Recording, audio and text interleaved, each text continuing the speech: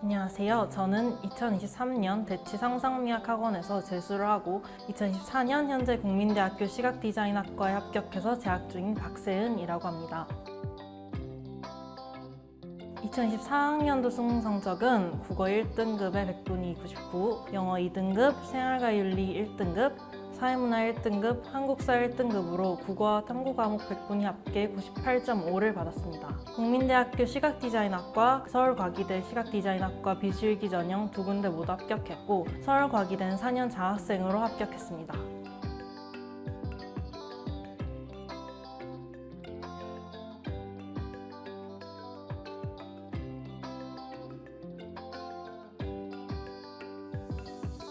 고3 현역 때 국민대 공간디자인학과, 서울과기대 시각디자인학과, 성신여대 공업디자인학과에 지원하였으나 모두 불합격한 관계로 불가피하게 재수를 결정하게 되었습니다.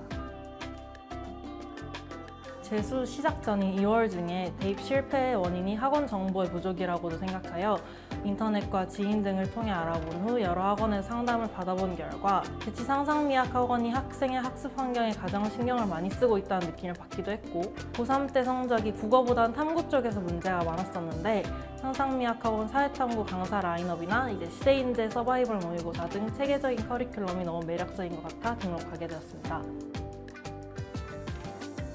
국어 과목 자체는 현역 때부터 꽤 능숙했는데 문제 푸는 속도가 느린 편이었어서 문제를 다 못 풀거나 거기에 마음이 흔들려 틀리지 않을 난이도의 문제를 틀리는 등 시험에 따라 성적 상승 하락의 폭이 컸습니다. 수능 국어가 시험적 직감에 많이 의존하는 과목인데 그건 결국 많은 경험, 소위 양치기로 느는 부분이라 판단해서 평가원을 기반으로 한 사설 등 많은 컨텐츠를 겪어보려 했습니다. 그리고 그 시기가 지나면 수능에 맞춰서 자기 태도를 점검하는 것이 중요해서 6에서 9월 즈음엔 매주 학원에서 보는 모의고사마다 문학 선지 끊어서 꼼꼼하게 읽기, 답이 정해지면 더 보지 않고 바로 넘기기 등의 한 가지 목표를 세우고 잘 지켰는지 스스로 검토하며 선생님께 1:1 개인 피드백을 받는 식으로 잘못된 읽기 습관을 고치려 했습니다. 고3 때도 국어 100분위 95, 1등급을 받긴 했었는데 재수하면서 이런 과정들과 훈련들이 제게 부족했던 부분을 채워준 것인지 결과적으로 올해 수능 국어가 아주 어려웠음에도 불구하고 100분위 99, 1등급을 받아서 나름 굉장히 만족했습니다. 기본적으로 쌓여있는 독해력은 있었으나 글을 정확하게 독해하는 능력이 조금 부족하고 뭉뚱그려 두세 번 읽는 습관이 있었어서 국어와 같이 영어도 시간 관리에 어려움을 겪었었는데 아무리 해봐도 저 스스로 교정하기 힘들 것 같아 대신 뭉뚱그려 읽더라도 키워드를 잡아낼 수 있도록 단어 공부를 수능 끝까지 열심히 했습니다.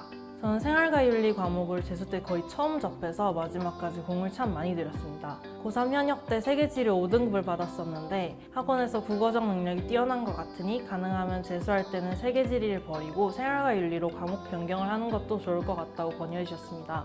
결과적으로 개념만 돌렸을 뿐인데 처음 시작한 지 3개월 만에 봤던 6월 평가원에서 생활과 윤리 1등급을 받고 많은 자신감이 생겼던 것 같습니다.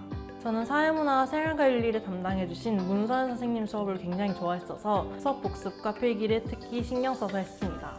선생님께서 생활과 윤리는 단순한 암기 이상으로 이해하는 것이 중요하다고 많이 강조하셨어서 스스로 중심 이론부터 사소한 문장까지 사상과의 관점에서 설명할 수 있을 정도로 반복 학습하고 학기 후반부에는 수업 시간 진행된 시대인재 서바이벌 모의고사나 선생님들께서 제공해주시는 실전 모의고사를 통해 그걸 문제에 적용할 수 있도록 하였습니다.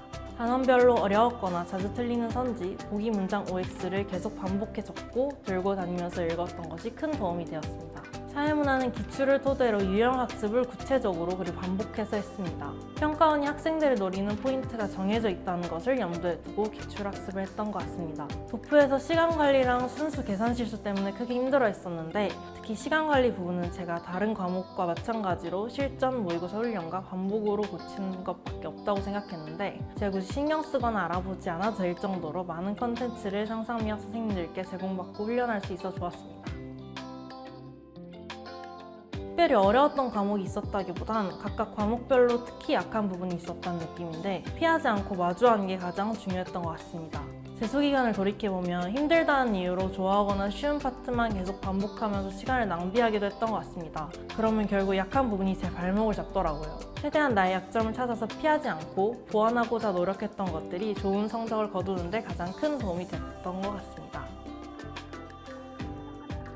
이것저것 많이 있지만 가장 큰 차이는 경험이었던 것 같습니다. 솔직히 저는 주의력이 많이 부족하고 문제 푸는 속도가 느린 편이었어서 고3 때는 불안한 마음을 휩싸이려 공부에 더 집중을 못하고 그 죄책감에 더 불안해지는 악순환에 있었는데요. 그걸 끊어버린 게 상상미학에서의 규칙적인 생활이었습니다. 어느 정도 제한된 환경에 있으니 특별히 주의를 돌릴 구석도 없고 2학기부터 반복되는 학원에서의 많은 모의고사 경험으로 점점 문제풀이 시간도 단축되면서 제가 가장 약점으로 생각되던 부분들이 보완되어 가니까 점점 공부에 자신감이 붙었습니다.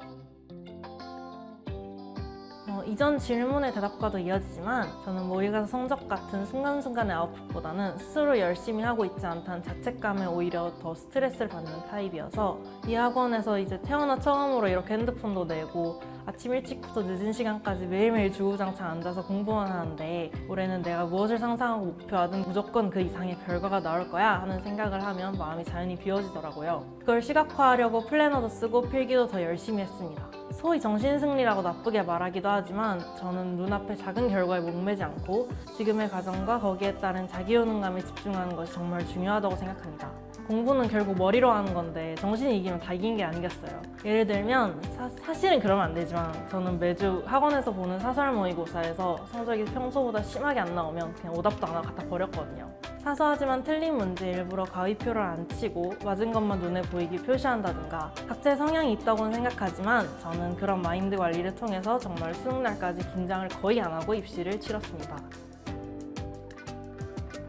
수능은 삶에 있어 중요한 가치 몇몇을 배울 수 있는 좋은 기회라고 생각합니다. 수능의 결과와 그것을 위해 필요한 능력이 인생의 전부라고는 말할 수 없고 오히려 극히 일부에 불과하다고 생각하지만 저는 고3 때 대입 실패에서 시작한 재수기간 동안 정신적인 성장을 정말 많이 했기 때문에 제 인생에 있어서 정말 소중하고 귀중한 경험이었습니다.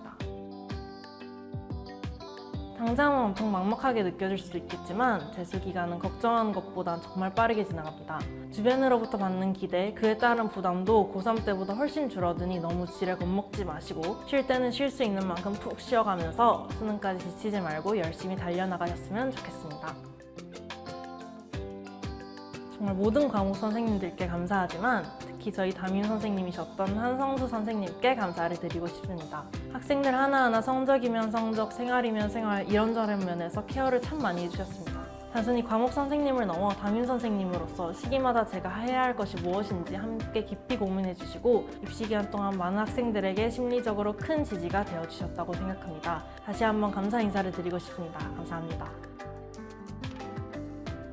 상상미학이란 저에게 다리입니다. 상상미학은 저에게 튼튼한 다리가 되어 막막한 입시 생활을 쉽게 건너갈 수 있게 해주었습니다. 어른이 되어 사회로 나가기 위해 첫 번째로 밟은 다리가 상상미학이어서 정말 다행이었다고 생각합니다. 감사합니다.